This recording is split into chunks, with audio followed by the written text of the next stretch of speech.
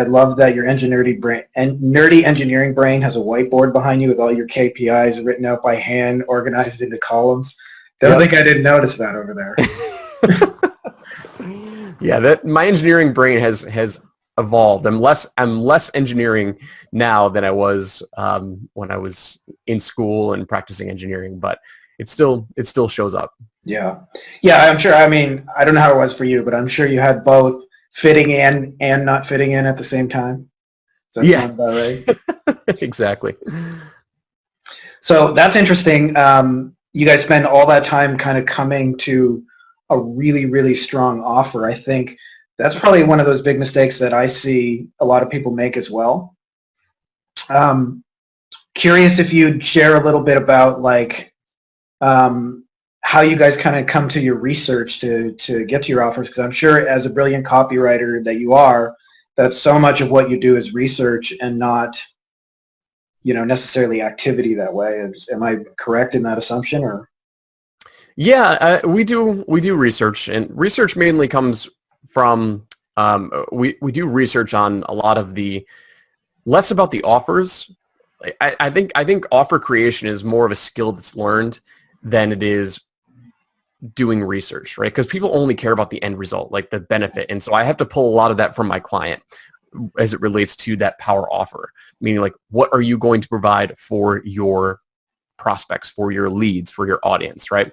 So the offer will come from extracting that from my client, but the research comes when we're trying to find stories and relevant stories, like what's happening recently that makes what you're talking about more relevant and more apparent.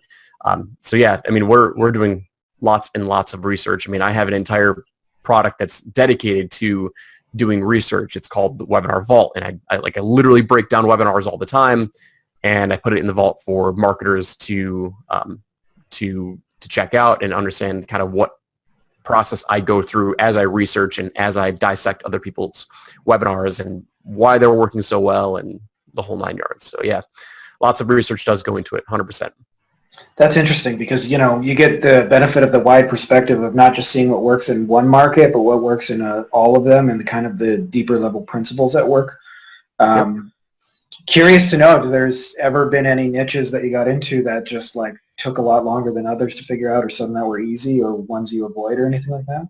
Yeah, right now I avoid personal development. I know my strengths, and personal development is not one of my strengths in terms of selling. It's a completely different field than marketing and sales, and we've done tons and tons and tons of webinars in all sorts of different niches. And personal development is one that it can be very, very lucrative for, like, there are personal development copywriters out there, and I've worked with some of them, and we're working on doing some partnerships with them if we do have a personal development client come in, but it's a lot of woo-woo stuff, and it's difficult to sell. Like, it's and that market, that specific market. So like when I shared my 3 or 4 piece framework earlier for webinars, there are times where we have to deviate from that because some audiences and some markets don't like systems or methodologies, and they're more aligned with, why is this going to work for me? And personal development was one of those ones that I had 3 clients in there in personal development, and they were all very, we had one client that crushed it, and it was fascinating. And I never thought that their webinar was going to crush. We were talking about unicorns. We were talking about all sorts of crazy shit. Like, it was so out there, but I'm like, if you're willing to test it, like, let's go for it. And it was one of the most successful webinars that we've ever done. But full transparency, I couldn't figure it out. I don't know why it worked. And because I never would have thought that it would have worked. And it was so out there that I'm just like, I'm going to let the personal development copywriters handle this. And, it's just not my cup of tea right now. I might do some more research into it later on, but there's more than enough market for us in other avenues. So I do tend to skip the personal development space.